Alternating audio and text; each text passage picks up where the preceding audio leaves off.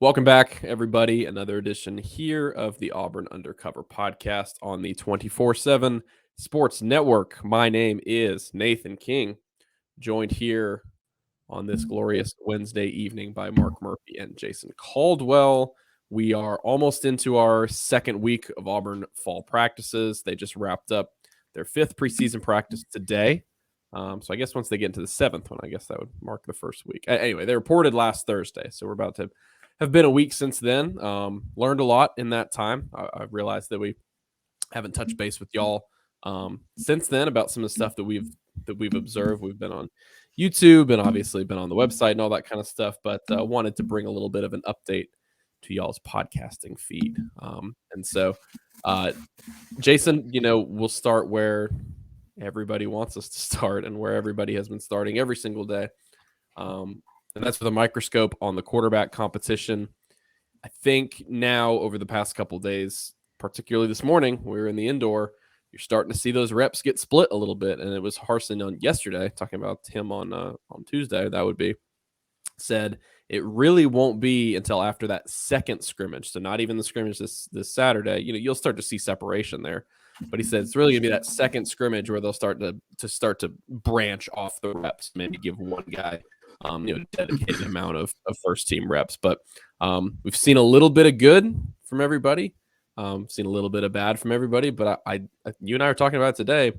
We got a long ways to go, but it seems like the presumed favorite at the position has not necessarily been the most, for whatever it's worth, has not been the most accurate, at least from what we have seen in the first few days of camp.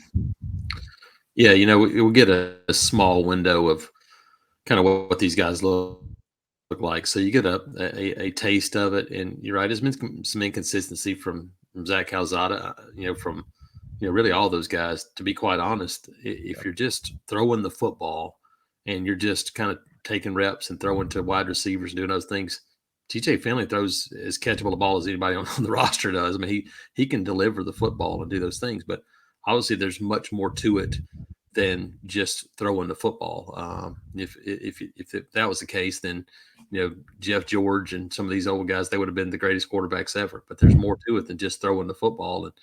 And Zach Calzada's a guy in there. We've seen Robbie Ashford get the mix and into some reps, and that's the thing for me is you got to start to narrow things down. And you can't have a 4 quarterback race, and it's really difficult to have a 3 quarterback race. And so I think that's the first step is, how quickly you can narrow that thing down to a couple of guys and start to give them some reps. We see Robbie Ashford in the mix. Holden Garner, I think, is going to be a guy. But at this point, it sure looks like it's 3 guys that are going to be really, involved in the race for the starting quarterback job, and how quickly you can get that to 2. Mark, that's always a question in camp because there's only so many reps that can go around. Yeah, you're right about that. And particularly in modern camp where they don't really have as much preseason time on the field with the players, a lot less than, say, in the 60s, 70s, 80s, 90s, and even the early 2000s. So, yeah, I agree with you, Jason. Probably need to narrow it down pretty soon. Probably they'll have a pretty good idea after the first scrimmage which way they want to go with this.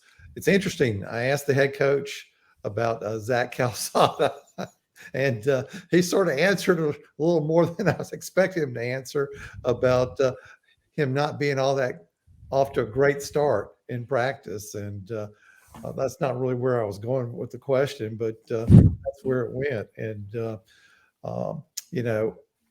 I think he's still the guy I would pick to be the number 1, but it's still an open race right now.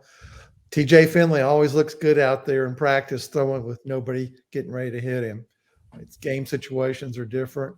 And so who knows? They're not going to really get hit in the scrimmage. So I'm not sure that's a real great evaluation. It's a better evaluation than just a regular practice. You and I really like Robbie Ashford. I think Nathan likes him too because of his athletic ability. He was the spring game most valuable player, and he's got that extra dimension with his legs. And, Nathan, I'm really curious to see if they're going to put in a goal line package or a short yardage package with Ashford as the quarterback. And, the head coach has hinted that's a possibility. Yeah, I mean, I just wonder how much more of a bind they might be in the coaching staff if this thing, like Jason said, it's hard to. Certainly, you can't really have a 4-man quarterback race in the fall. It's hard to have a 3-man race. But if all of these guys keep just sort of progressing, and Jason, I think you mentioned in the offseason, that's not to have hyperbole, but like that's your nightmare scenario. Yes, where worst case. One guy does not separate himself. Yes, it's worst case scenario. You're right, because you got to find some way to for somebody to distinguish themselves from the other. And if nobody does that, then I mean, it's not the greatest thing in the world. You could go into Mercer. And I fully believe, I've been saying it the whole time, I fully believe we're going to see 2 quarterbacks playing against Mercer with the game on the line, like early on. I just think you're going to have to see those guys. As Mark said, you can see something in the scrimmage, and obviously they'll have some goal line situations and 3rd and long situations and coming off your own goal. Like they'll do all these things in practice in addition to scrimmages. So they'll have a lot of information about these guys, but there's just nothing like getting out there, taking snaps, doing those reps. And every year is different. This is a different team than it was last year. It's a different, feel for an offense. You're going to have different guys outside. Everything about it is different than it was the end of the year last year. So if you got a couple of guys, this should be an opportunity to where you can go out there and go, look, let's let somebody, take it over and run with it against Mercer. Because you're right. If nobody does that in the next week and a half, 2 weeks, then you're starting to get up to some serious crunch time to where you need to start preparing for a football game. And, people say, well, it's just Mercer, but it's preparation for a season when you start to get in game week, because you're starting to put in, kind of things that you're going to be, especially in this game, you'll be putting in things that you're going to use all year long. That's where you're going to start with a base plan against Mercer. So you need to have a pretty good idea of where things start at the quarterback position. Right now, obviously, I hadn't had a scrimmage yet. One comes up Saturday. It's still very much to be decided. Yeah, like you said, I mean, there's only so many reps to go around. There are even less reps when you start closing in the window of available practices. And, again, reeling back any hint that we are possibly, overreacting to anything. Again, it's very early in fall camp. This is just the assessment, but this is the way things are right now. We're not seeing a ton of separation in this quarterback battle. Again, we're not out there for the entirety of practice, but I will say, guys, especially with the feedback from the assistant coaches today, the offensive assistants that we talked to, defensive assistants, will be on Thursday.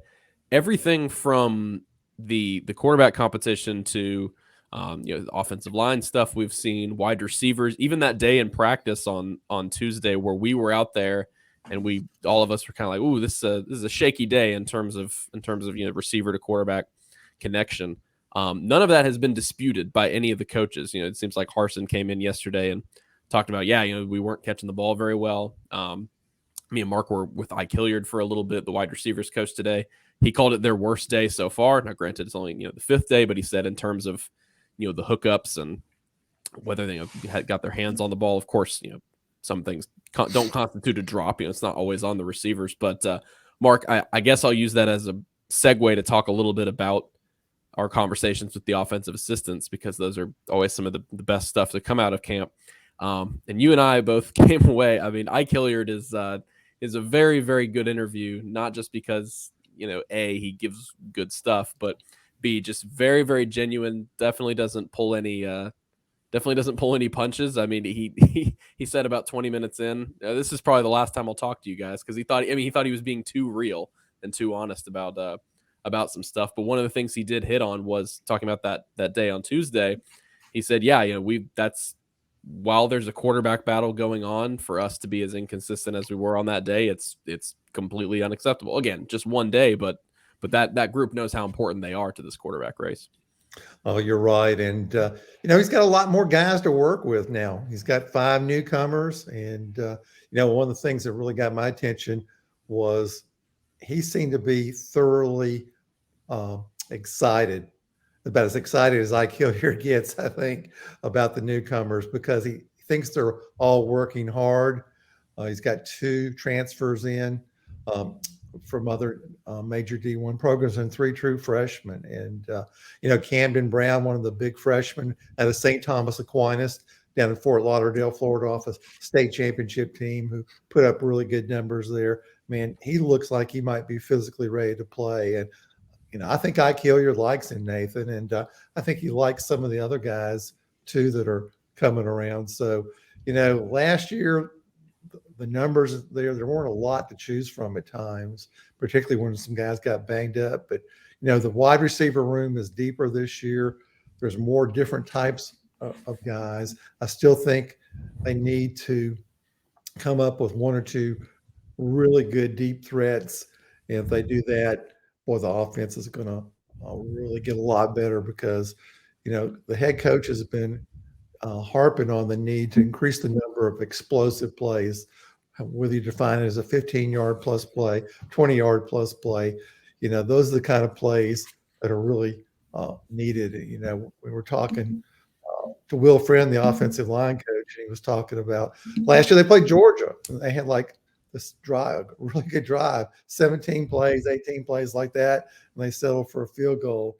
He said that it's hard to do against a good defense. Something's likely to go wrong. Somebody's likely to mess up.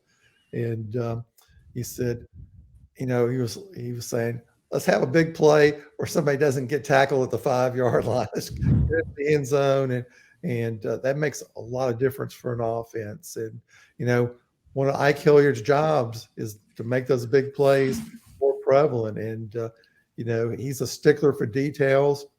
If he wants a route run 12 yards and then go 45 degrees inside or outside, he doesn't want it 42 degrees. He doesn't want it done at 10 yards. And, that's a big deal for the quarterbacks too. They got to trust the receivers are going to be in the right place at the right time. And you got to get this kind of stuff figured out right now because once you get into the season, you got to game plan a lot. Your time for preparation is really cut down because of the 20-hour rule. So this is a big time for Ike Hilliard to get his 5 newcomers and the other guys all, incorporated into the offense. Yeah, some of that NFL background from him coming through today when he was talking about a good perspective on the quarterback race. He said he told his guys, look, I was in the NFL for 12 years. I caught passes from 14 different quarterbacks. He was like, so you don't need to worry about who's back there throwing. He said, of course, have the wherewithal to know that, something he mentioned, he said is Robbie Ashford throws the ball a lot harder than the other 2 guys, probably on shorter routes. He said, obviously you've got to be aware of that. You got to be aware of, maybe some deep ball tendencies that each of them have. But he was like, in terms of going and making the play, he said, look, no knock on those guys, but like I could go back there and throw, like it should be, anybody can throw the ball to these receivers and they should be able to bring the ball in. And so he did say that they bounced back in a big way on Wednesday. And we saw that out there as the first day for us at the indoor facility. Some impressive catches. We learned that Camden Brown, who that name keeps coming up over and over again. I mean, I'm interested to see what happens with him in scrimmage settings as camp goes on. Do we continue to hear his name pop up? Because Caleb Wooden in the spring, he was kind of the favorite there. He was kind of the standout player overall. That's where he made his hay. I mean, in scrimmage settings, going against guys, getting a lot of turnovers and stuff like that. Will Camden Brown be that same player on the offensive side as a freshman? Jason, we were having I thought it was a good conversation this morning in the complex about, the opportunity for those receivers. And you brought up a good point, talking about Kobe Hudson last year. He looked like the guy, and he looked like, obviously you talk about, you watched him all throughout his career. He's capable of being that guy, but he emerged during the season. And so he was a really big loss. But at the same time, one of those guys is probably waiting in there to emerge this season. The thing is, now you look at their current situation, they might need a couple of those guys to have those kinds of years where they go from somebody that, good recruit, good prospect, whatever, looks good in the program, to being a very productive SEC receiver. Yeah, they better be one of those guys, at least one. If you're Auburn right now, you need a couple of those guys. You're right. And going back to a little bit to what, we were talking about, what Mark mentioned about big plays. Last season, passing plays of 50 yards or more, Auburn had two passing plays of 50 yards or more. That was tied for 92nd nationally. Here's some of the teams that were tied with. Auburn was tied with Arizona, Army, Ball State, Buffalo, Colorado, Illinois, UMass, New Mexico, Oregon State, Stanford, who was terrible. What's interesting is Texas A&M is also tied right there with two. Meanwhile, you look at the top, Ohio State, Florida International was number 1 with 15. Ohio State 2. They had 12. Alabama had 11. You start looking at some of the keys for this thing. Michigan had 9, and people think about Michigan as that's a ground and pound. They're just going 3 yards in a cloud of dust. They had 9 passing plays over 50 yards last year. Auburn had 2. It's really hard. It's really hard in the Southeastern Conference to line up and drive the ball 16 plays and score touchdowns. They got to have some big plays out of the offense. And this is a very capable wide receiver group. There's a lot of numbers. There's a lot of athletic guys. Can you find those guys, and can you find a couple of those guys that can take it from they've been pretty good to, hey, throw me the ball. I think about Darvin Adams in 2010. He started developing kind of that in 2009. But in 2010, he became a guy that said, you know what, I don't care. I can be double covered, whatever it is. Just throw me the football. I'll make a play. Do they have that guy on this roster? I don't know. We haven't seen him yet. But they need to find somebody in that role because it's, quarterback obviously is huge. But if they don't find some guys out there, wide receiver, then the quarterback, no matter who it is going to have some tough times. Hey, Jason, tell us about Amari Kelly. Ike Hilliard had a lot of good things to say about the true freshman. That's a guy you saw play multiple times in high school. Yeah, Amari is a guy that I think I saw the first game of his junior year. And he was playing safety and came up, had an interception, a big hit in a game against Pinson Valley. And honestly, when I first saw him, I thought he might be better suited to be a defensive back. But his ball skills are there. You look at him, and I think that shows up in his game because he's a competitor and he doesn't back down. And when you come out of Hewitt-Trussville, one thing, you're playing for Josh Floyd, you're going to throw the football and you're going to have good hands. Look, and there's 3 Hewitt-Trussville wide receivers on this roster. Javarius Johnson's been here for a while. Zaylen Worsham's now at Auburn after transferred from Miami. And Amari Kelly. You got 3 wide receivers from the same high school that are on this roster. And, no coincidence, those guys have grown up throwing the football in that system. They learn that system from, the time they're getting going. They spread the field, throw it. They want to run it too. It's, he's a Gus Malzahn guy going way back. Josh Floyd is. And so, but they want to spread it and get it out. But Amari Kelly, really good hands. A guy that understands route running and those things. And coming from a program where he's had to work, it's kind of the difference in looking, sometimes it doesn't matter. If a guy's just a freak athlete, it doesn't matter where he's from. It doesn't matter who he's played against. For a lot of guys, the sharpening of their skill set helps them be prepared earlier because they've had to play really good competition. If you're playing in the state of Alabama, in 7A football, the region with, Thompson, Hoover, Hewitt-Trussville, those schools to start with, but Oak Mountain's in there, Spain Park's in there. You survive that region and play against those guys week in and week out, and you've earned your stripes. It's like, being in this region with Auburn and Central and Enterprise, and now Opelika joins that group, and you're looking at Prattville and some of them. When you come out of those places, you're ready to go. And so Amari Kelly, not a surprise to see him jumping out there ready to go. And I think, Will Friend said it. We've heard other coaches said it. They're not starters right now. There's guys that are running with the first team. And if these young guys go out there and say, look, I'm ready to go and I'll make plays and I'll be consistent, then I don't think Ike Hilliard's afraid to play those guys at all.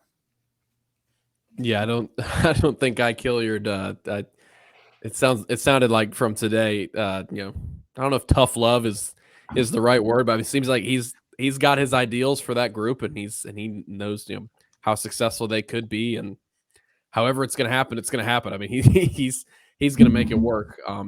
Jason, you were talking about Will Friend. That's probably the position that we've seen most for a couple different reasons at the beginning of camp. Do that swapping that you talked about. Guys moving all over the place. Today, we learned from Will Friend that one of the reasons for that is that Keandre Jones had a minor injury at the start of camp. He said he'll be fine for tomorrow. He came back and practiced today, just kind of in a limited role, but he said afterwards that Keandre told him that he feels fine. He'll be ready to go. Obviously, they've been in shells for a couple days now, but that's a group where, boy, I mean, you had a couple guys come up, and Cam Stutz obviously has gotten. Again, I'm putting quotations with the ones that this is like quarterback. Things are going to get broken down a little bit more in terms of reps as we go along. But Tate Johnson has really stuck out. He's again with the ones has gotten some work, and there's been a lot of shuffling too. We've seen Brandon Council move in and take reps at center. We've seen Alec Jackson play both spots. We thought maybe he would just be competing at right tackle. That might be the case at the very end, but he's working at the number 2 right guard. This is a group that's still trying to figure things out. Obviously, the Keandre injury threw things out of whack a little bit, but should be back now. And again, that's something they do not want. They don't want any part of any of those injuries because of what they had to deal with in spring practice. This is Will Friend is old school offensive line coach, played for old school offensive line coaches. And this is what old school offensive line coaches do early in camp. They prepare for the worst. This is preparing for the worst right now. This is preparing to see, what do I do if I need a second right guard, a third left guard? Who can I move in? And the good news for this team is that you got a couple of Swiss Army knives right now. Alec Jackson is a Swiss Army knife. He's played pretty much everywhere. I think he'll settle in at guard. That's, Will Friend said, that probably going to settle in at right guard or one of those guard spots. And I think that's probably the right move for him. But Austin Troxell has played both guard and tackle. You look at Brandon Council, can play both guards and center. We've seen Jaleel Irvin and Tate Johnson play both center and guard. And now Avery Jernigan has stepped up his play in a big way, getting some number 2 reps at center. And so it allows you to move some other guys around. Cam Stutz can play both guard positions. I mean, you got a lot of versatility. And so that's a good thing right now early, but you got to start settling in. And, you got to get Keandre Jones back healthy, for a guy that was coming on so much in the spring. He had that minor knee injury to end spring, missed some valuable time there, and now kind of slowed to start camp. They need to get him back out there settled in because he's one of the more important pieces of this offensive line because he's such a physical run guy. We've heard it. They want to be physical. They want to run the football. To do that at their best, I think you look and Keandre Jones needs to be in there. But pretty interesting to hear Will Friend talk about Cam Stutz. Cam Stutz is a guy that we watched twice take a bus down to Auburn's camp to earn an offer, and then he came back to do it. He is old school, developmental, wait my time guy. And Will Friend said he's a mauler and he can't show what he can do until they put the pads on. That sounds like a guy that would fit the mantra of what they want to be as an offensive lineman. He's massive. He's a big guy. And, I mean, Brandon Council has a ton of experience, but I'm not counting out Cam Stutz to maybe slide in that left guard position at some point and him and Keandre Jones be side by side at those guard spots. That could be really interesting. And I'll say this, nobody would have earned it more than Cam Stutz if he gets in there and gets a start, this season. Yeah, it's interesting. He definitely is very high on Cam Stutz right now. And this is probably about as competitive as offensive line situation, before first scrimmage, as I remember in a while, Jason. There's a lot of possibilities on who lines up where. I think it's probably pretty certain that Austin Troxell will start at tackle and Zaire will start the other tackle. But, even the offensive line coach said, hey, they still got things they need to work on and get better at. But those are some old dudes. And Troxell, good grief. It's been a long time since he's been on our radar, since state championship game or even before then.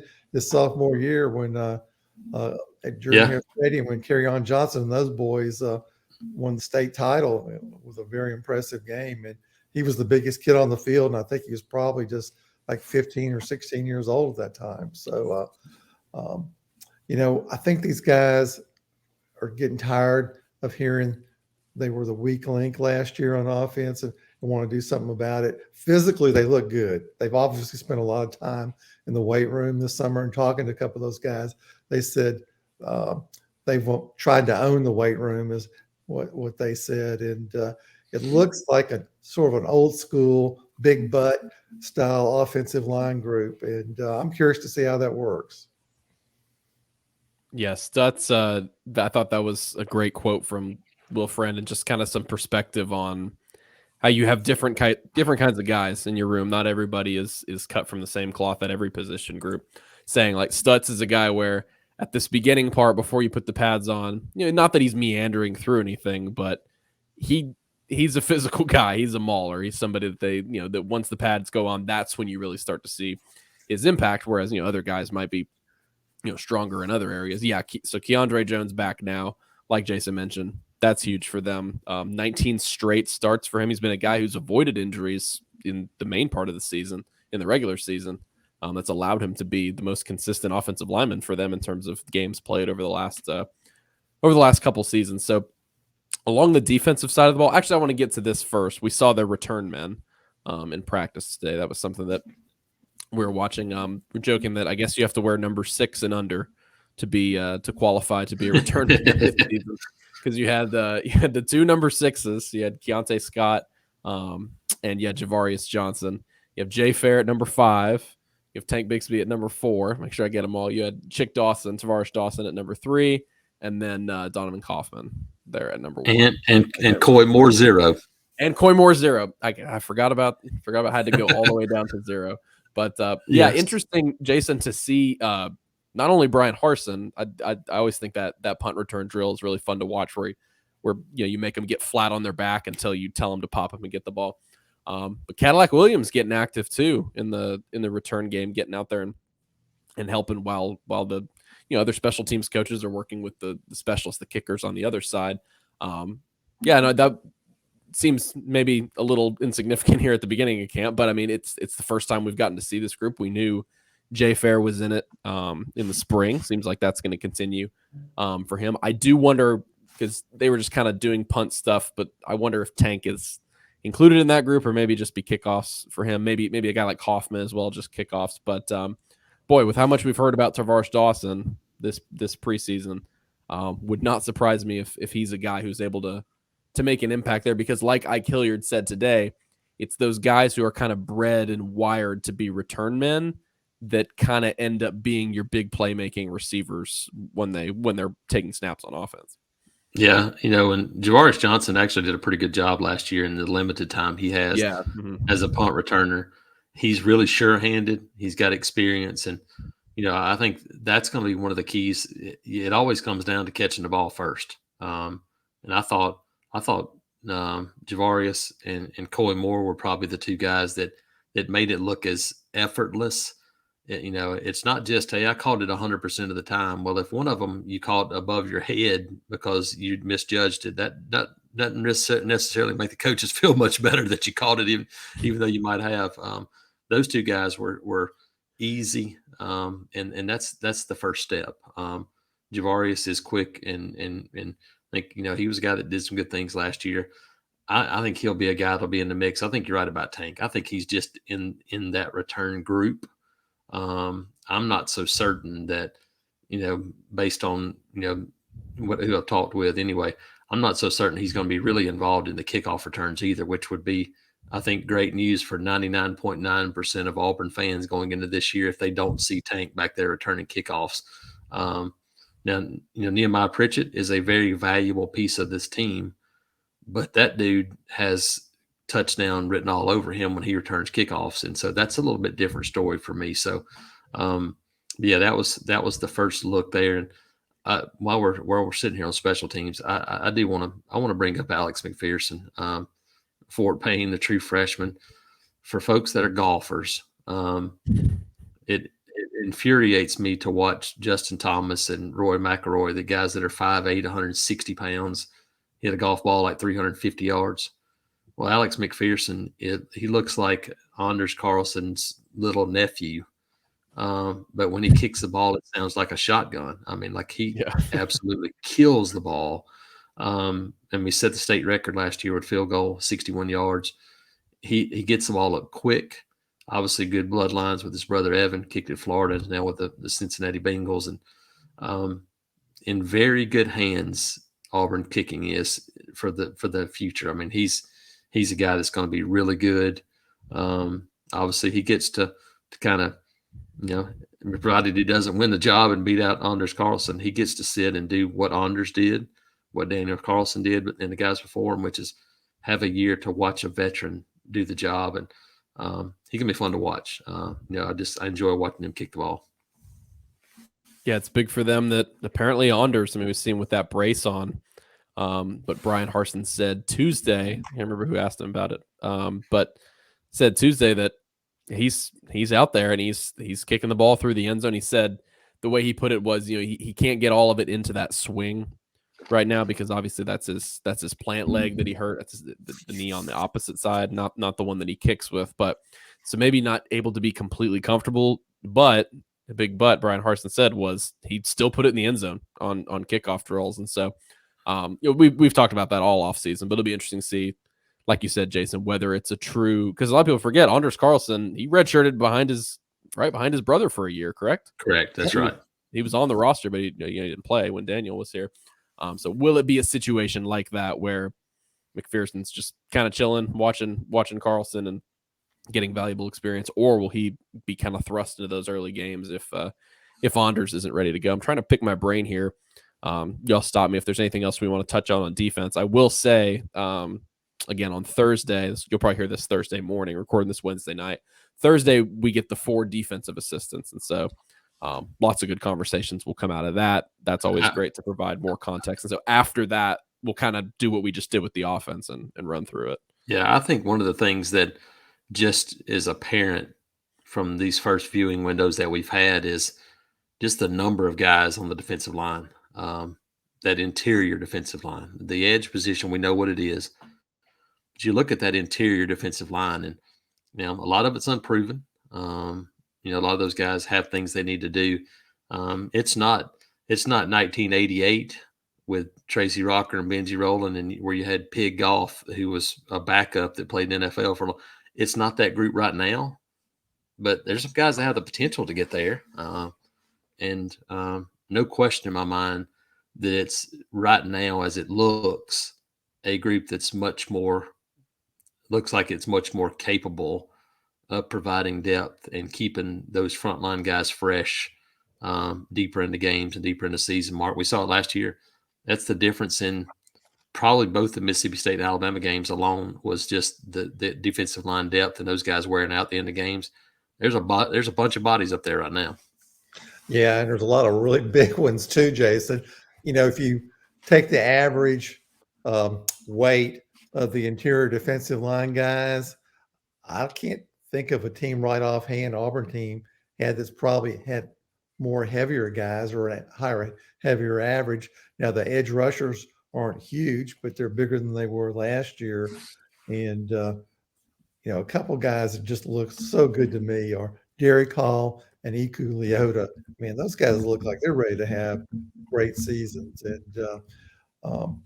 Derek Hall's a first team preseason All-SEC selection, but I got a feeling Leota's going to be up there pushing him for the sack lead. And that's a good thing. And the question is, can they develop a lot of quality depth behind those guys? That's going to be a challenge. But inside, there's lots of guys they could play if they want to do it. Yeah, and also on defense, there's someone we've heard about a lot as a playmaker these first few days has been Keontae Scott. Obviously, he only arrived on campus, 8-9 days ago at this point, something like that. Even his teammates were kind of lifting him up and saying, look, this dude hasn't even been around us at all. He wasn't here for summer workouts, was a late arrival. And I believe someone said he had a pick in practice one day and just he was the defensive playmaker of the day or whatever you want to call that. He's a guy that's taken some reps at nickel as well. We've seen that kind of that corner nickel hybrid for him. That safety spot is something that's going to be, we're going to watch in terms of an individual position battle as fall camp winds down. Like we were talking about with the quarterbacks, the reps get fewer as things go on, and right now they're flip flopping guys around. But you saw Caden Bridges, who had a pretty good spring, really big athlete out there. You saw him take some reps with the, again, quote, ones today.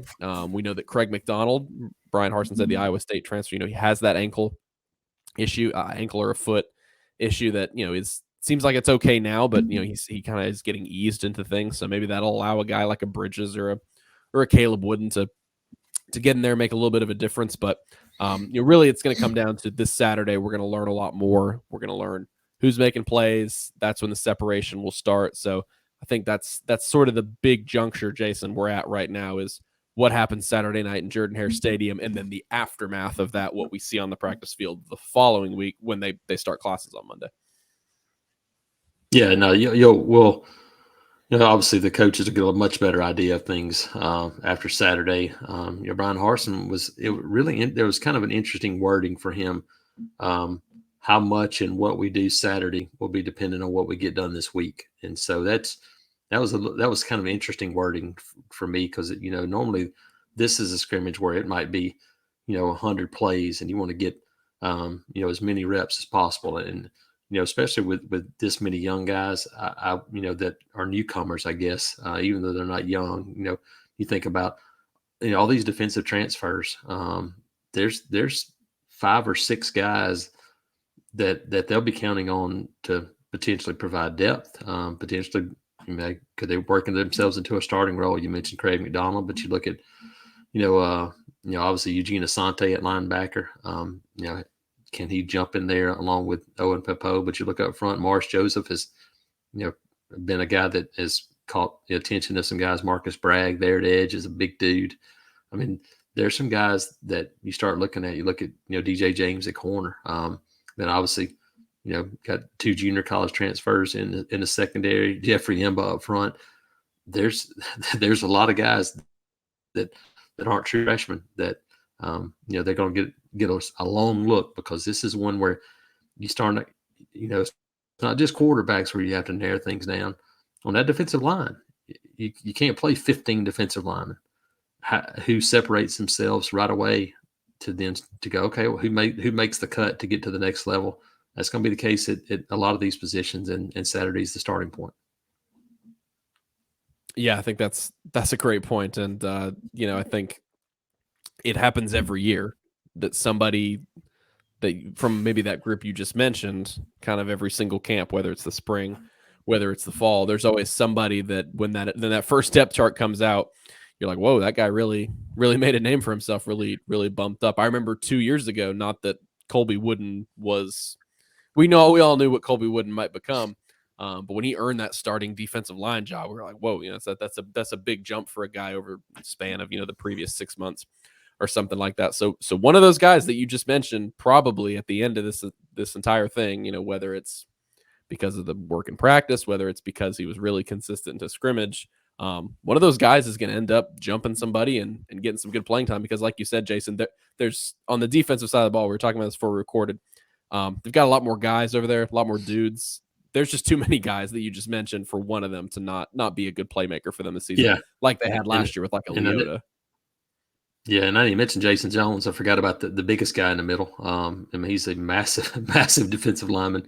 Looks more like an offensive tackle for these guys that can move. And so, it's, Mark, we've seen a bunch of these situations, and it's narrowing down time across the board, isn't it? Throw in Jeremiah Wright. He's another big dude on the defensive front. It really is. There's so many of those guys that you look at it. Nathan, you mentioned Colby Wooden 2 years ago. Marcus Harris last year may have been as big a surprise as I can remember, that he jumps in there and starts right away from Kansas. And there'll be somebody, who that is, I don't know. It wasn't Caden Bridges is a guy that you look at and you go, man, there's something about him that looks like we know he was a great baseball player. He's a big time athlete, kind of growing into it a little bit. that safety spot is just so intriguing to me because of the different types of bodies that you got back there. I mean, you look at Zion Puckett, and Zion Puckett looks like a middle linebacker compared to the guy that was playing wide receiver when you watched him play in high school. He's just a big dude. Craig McDonald's a big guy. You could have two safeties that are as big as the two starting linebackers on this defense if they don't watch out. Yeah, I think the secondary has got a chance to be pretty good. Yeah, they're going to miss Smoke Monday, and they're definitely going to miss Roger McCreary. But if they get it sorted out, they get two guys to come in and play the nickel, and at least one of those guys is really good at covering quick slot receivers. I think they'll be in pretty good shape back there. And, they need some help from the pass rush. The outside pass rush should be fine. Last year, the inside pass rush left a lot to be desired. Now, maybe a Marcus Harris can step up in that area. He's got potential. He really looks good physically. I've heard a lot of good things about his offseason conditioning and strength improving in his quickness. So, I don't know who else, maybe Sakevius Walker, somebody like that inside can step up as a pass rusher. So there's a lot of moving parts out there right now. It's pretty funny that early on in the offseason, around early February, really, when that stuff with Harsin was going down, it was like after Marquise Robinson had transferred. Of course, he's back now. After J.J. Peguesa transferred, Dre Butler was out of there. There's several other names I hadn't thought about. There was a moment where it was like, man, this D-line might not have enough dudes to be able to – obviously, they've got enough for a rotation, but you want more depth behind that. And as we're sitting here, like you said, Jason, when you look at them in practice, when you just look at the position group in terms of their numbers, it's just crazy how many names are in there. I mean, there's just so much talent behind those primary guys. Like Zykevis Walker's a guy that Mark just mentioned. That's somebody who we haven't talked about at all since camp has started, and he's a former top 100 recruit. Marquise Robinson, I think he was like the number 3 recruit in their previous class. I mean, really highly rated guy, like a top 150, top 200 guy out of Florida. And so, like you said, it just keeps going on and on for that group. And again, somebody like a Marcus Harris, maybe not coming in and starting because there was that opportunity for Marcus, but somebody's going to jump up there and have a good season. And so that'll be really interesting to see what happens with them over the course of the preseason. I think so far it seems like maybe a Jason Jones, and I mean Jason Jones could be the starter at nose. But Mba has also been it seems like he doesn't look like a newcomer out there. Things are just kind of clicking for him. He's healthy now. He's a freak athlete. It seems like those are the two guys, at least that I've noticed. It seems like they've filled in pretty nicely already. I think physically for Mba, you look at him physically. When you look at the things he can do, athleticism, size, the keys for me is going to be what does he do when the pads come on, and it's pad level, it's using your hands. Can you do it for 4 or 5 plays in a row and learn golly, there's so much to learn for a guy that hadn't played a ton of football. And we talk about it in basketball terms. A guy like Johan Traore, he's only played basketball for a few years, but the finer points of the game in basketball, you got to learn how to be more physical and do those things. But it's a world of difference just from junior college football to playing in the SEC on the line of scrimmage. And it's so hard that first year. I just think back to Nick Fairley. It took Nick Fairley to the bowl game of his first year back, at a junior college, to where you went, okay, that looks like something right there. And Nick Fairley was as good. I mean, he had as good a year as we've seen that next season. Mba, big, athletic, can run. How will he do when they start to kind of run double teams and do some of those things at him? I think it's going to take a little while, but it's there. You look at it, and he's got everything you're looking for. Yeah, as long as he can get on board with doing the defensive playbook in English numbers. That was a pretty funny story. I don't think we've talked about on here so far. Jeffrey Umbaugh was a guy that was a big character. You could just tell from stuff in the offseason, or those videos or whatever. And his teammates talked about the first couple of days, just he's kind of funny without knowing it, because he'll get up in a team meeting and yell at everybody, but they don't really understand what he's saying. So they're laughing. And then apparently he was talking to the coaches and the teammates, and they were working on something or whatever, and he was writing out his numbers in French. And they were like, "Dude, you cannot do that. We have no idea what you're writing here." In terms of on the field, it seems like he's settled in there nicely. Yeah, like Jason said, it'll be interesting to see once the pads come on. It won't be long before we're talking about them strapping the pads on in the preseason. Of course, they've got shells on right now. They'll do that for a little while longer, and then things really start to get heated up once they get into contact stuff. So anyway, we're up against the clock here. I think we've been going for about 45 minutes. So hopefully everybody enjoyed this little bit of a recap of where we're at. Again, almost a week into fall camp. We will get together after the defensive assistants. We will blend. The next episode will be touching on them and everything, all the updates they've had, and also looking ahead what we'll be watching for in Saturday's scrimmage. And then, of course, I believe it's 8:25 p.m.